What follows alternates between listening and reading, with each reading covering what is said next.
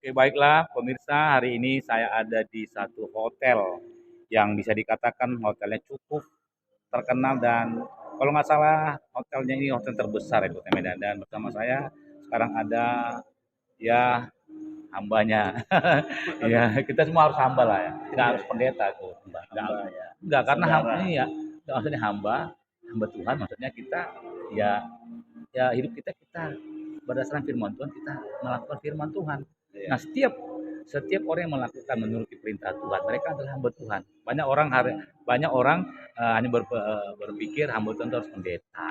Oh, no, no, no, iya, ya. iya, Harus dia penginjil penginjil. Hari ini saya di pertemuan dengan eh, Andre Chung ya. Ya, iya, dan pertemuan ini pun bukan secara kebetulan, tetapi ada perbincangan kami yang hari ini saya yakin bisa menjadi berkat bagi hamba Tuhan juga, para pendeta, penginjil, dan juga semua jemaat-jemaat yang iya, ada dimanapun, bahwa kita tidak bisa keluar dari sistem yang tadi dikatakan saya sudah dengar pintas, dan hari ini akan dijelaskan lagi kalau menurut saya sistem itu harus berada di dalam firman Tuhan ya.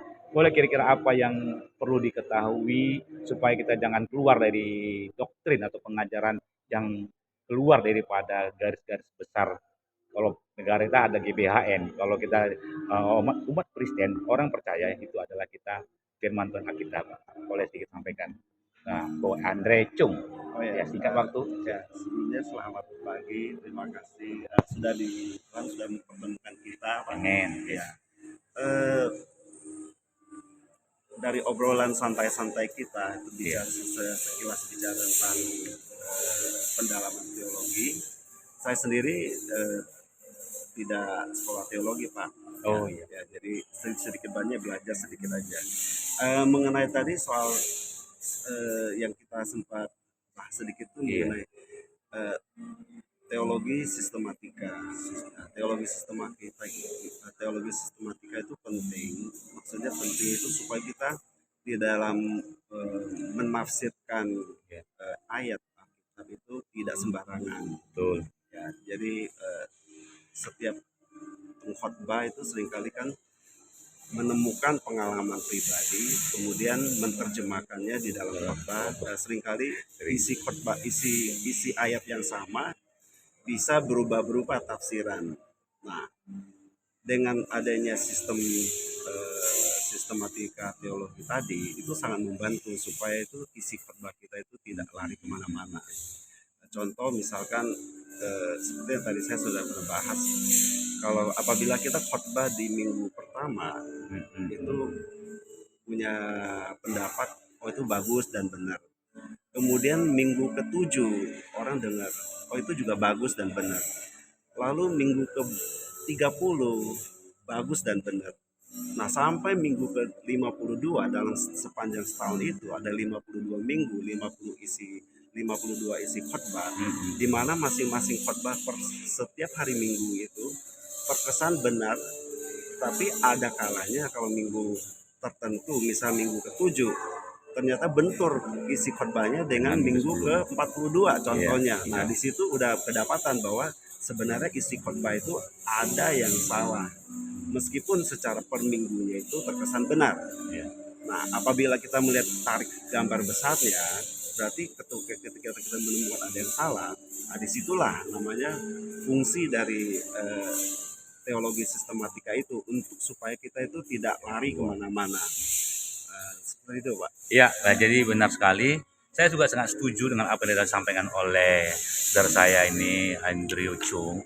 Dan mari supaya kita hamba Tuhan ya teologi sistematika ini kita pelajari dan mari jemaat-jemaat juga setiap orang percaya memang belum bisa tahu apakah itu dia sesuai atau tidak kondisi khotbahnya itu, tapi perlu lagi saya katakan saya sudah dengar memang kita harus lebih banyak lagi belajar firman Tuhan. Masalah sekarang satu lagi Pak Andre, dan kadang-kadang sekarang ini kita ada Roh Kudus. Ini kadang-kadang yang perlu juga menjadikan uh, guru kita belajar dan selalu kita berdoa Roh Kudus supaya menerangi pikiran saya. Saya percaya juga Roh Kudus menuntun. Kadang-kadang banyak para hamba Tuhan pendeta mereka khotbah ya kan ya ini katanya dia bilang ya, Roh Kudus mengajarkan saya akan hal ini tiba-tiba. Jadi sehingga pemahaman yang disampaikan itu bisa dikatakan dari di luar daripada teologi sistematika yang sudah ditetapkan. Ini kira-kira gimana menurut Pak Andro?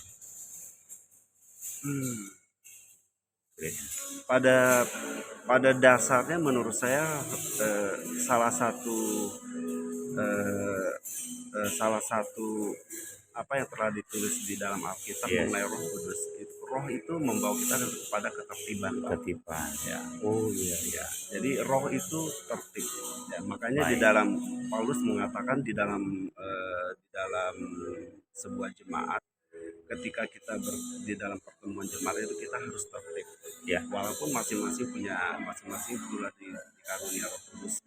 Benar, saya setuju sekali. Jadi pada intinya itu harus tertib. Ya. Nah, sehingga ketika ada orang-orang tertentu ketika naik di mimbar, ya.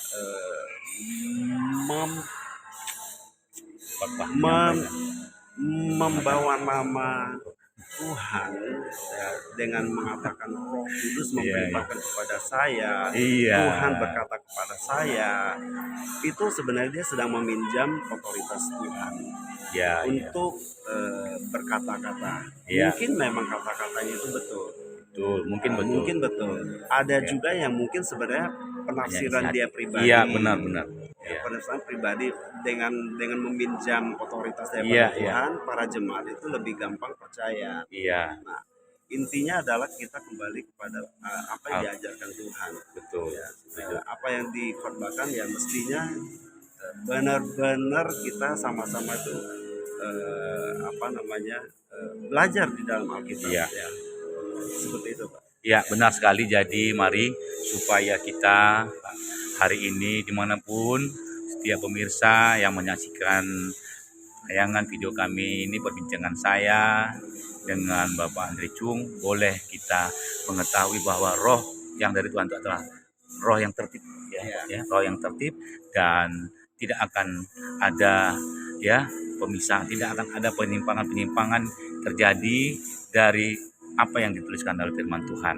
Oleh karena itu saya percaya, saya bersyukur hari ini dimanapun kita, saudara berada, mari kita tekuni firman Tuhan. Kita banyak lagi belajar firman Tuhan supaya firman Tuhan itu terus yang bisa mengajarkan kepada kita lewat Roh Kudus yang kita terima.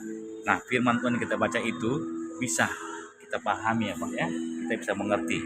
Jadi mari supaya hari ini pertemuan kami ini boleh menjadi berkat bagi siapapun, dan saya percaya bahwa orang yang percaya pada Tuhan Yesus diselamatkan. Dan saya teringat Yosua 1 ayat 8 pada hari ini janganlah kamu lupa memperkatakan firman Tuhan, tapi renungkanlah firman Tuhan itu siang dan malam, supaya kamu bertindak hati-hati sesuai dengan yang tertulis di dalamnya, dan pekerjaanmu pasti berhasil dan beruntung.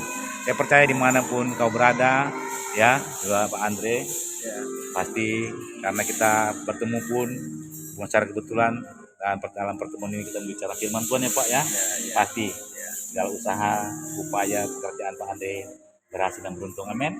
Dan dimanapun juga Bapak Ibu saudara yang menyaksikan ini pasti asal yang terpenting dalam hati kita, dalam hidup kita, jangan lupa firman Tuhan. Renungkan firman Tuhan itu siang dan malam supaya kita bertindak hati-hati, dikatakan Yosua 1:8 tadi, sesuai dengan yang tertulis di dalamnya, dan supaya pekerjaanmu kamu berhasil dan beruntung. Hari ini sampai di sini dulu perbincangan kami, dan semoga tetap terus pemirsa yang menyaksikan channel saya ini, Gandhi Karya Ginting, untuk tetap menontonnya. Tapi jangan lupa setelah ditonton nanti sudah pasti untuk di like mohon izin Pak, di like, di subscribe juga di komen, dan kalau bisa supaya lebih banyak lagi orang yang mengerti, yang mau mengerti tentang bagaimana supaya kita hidup tertib sesuai dengan Roh Kudus itu tertib yang dikatakan oleh Pak Andre Chung tadi supaya kita juga bisa sampai kekekalan, kita boleh tetap andalkan Tuhan, kita tetap pegang firman Tuhan dalam hidup kita. Pasti kita berhasil dan beruntung pasti.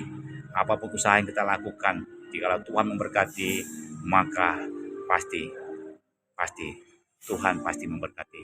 Terima kasih, Tuhan Yesus berkati.